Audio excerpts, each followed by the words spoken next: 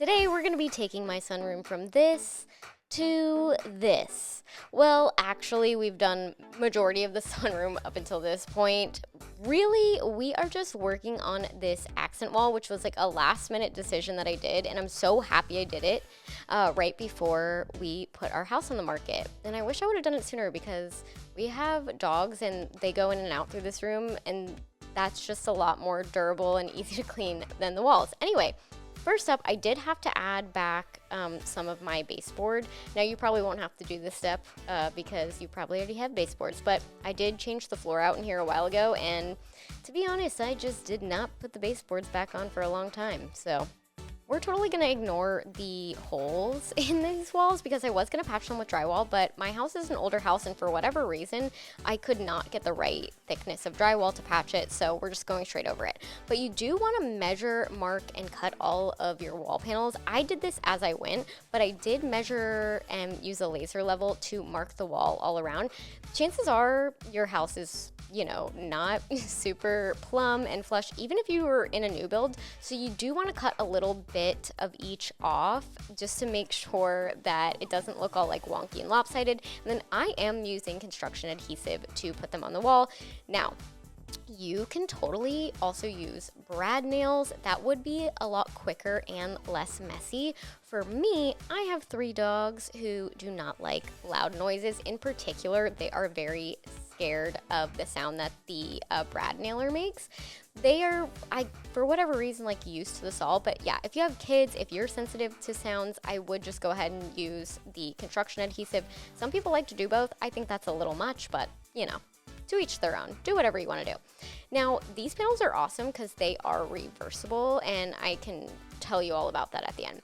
But you do want to measure out and kind of mark around the outlets. I found that it was easiest to use my multi-tool to cut out the outlets, but you don't necessarily need power tools for this. You can cut all of this with your utility blade. It's just gonna go a lot slower.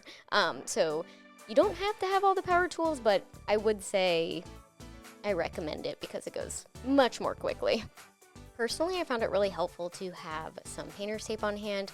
I did use it around some of the outlets to get a little guide of where to cut. You'll see that in a minute. And then also, if any of my PVC little panels were bowing because they were sitting wonky in my car or whatever, or my wall wasn't super straight, then I used the painter's tape to kind of hold it in place, and that worked really well. So I would recommend having that on hand if you're not going to go the brad nail route.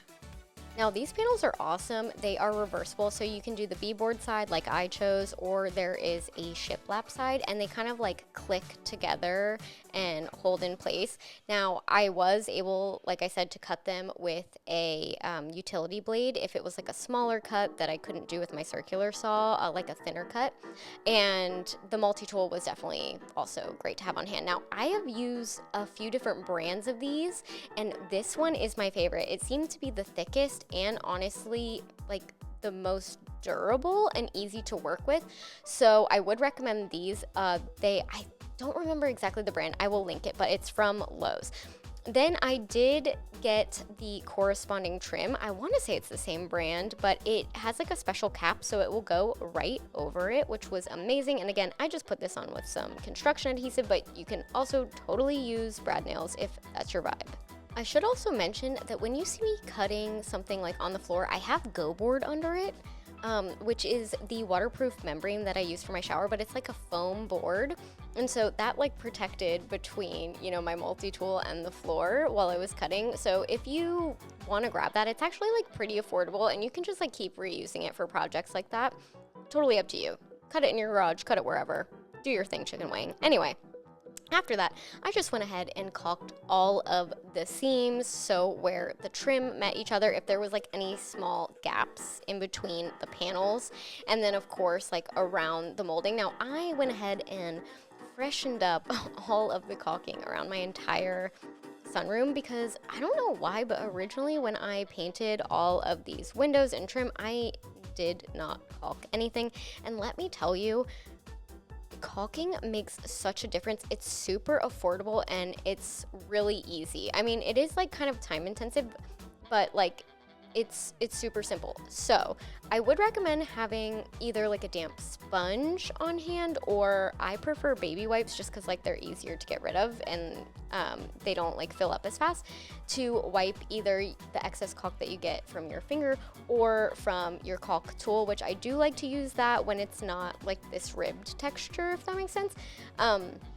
But yeah, either way, that's like a really great way to keep everything tidy. And then also just like have a trash bag on hand for everything. And don't put this on the floor because you don't want to have to clean it up off the floor. But you guys get it. This is a step I feel like doesn't get mentioned often enough. You do need to bring your outlets forward so that they function properly to be in line with your paneling. Now this is actually a lot easier than you think. You turn off the electricity and you just use these little spacers behind it, and then you're all good to go. But if you're not comfortable doing that by yourself, definitely just call an electrician. I promise it's a really simple fix.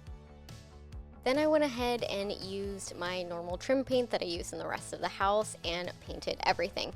Now, I did use my tiny little foam roller, which I normally love on this paneling. I would recommend actually using a nap roller on it because of all of the grooves. It did give me like a little bit of like bubbling, if that makes sense. I don't know. It still turned out really great, but like this is not something I would use the tiny little foam roller on. I would use like a normal roller on it. I mean, it could still be tiny, but you guys get what I mean. I did also just freshen up all of the trim in here because we obviously, before we did this, or like right after we did this, were going to put the house on the market. So I wanted everything to just look really fresh and also just be really like clean and nice for the new owner. And then I just styled everything, and I can't wait for you guys to see the before and afters because this room is absolutely insane. I know everybody's probably confused on why I haven't been posting as much, and let me tell you, things have been absolutely insane, but I cannot wait to update you guys. But for now, you'll just have to wait and watch these before and afters.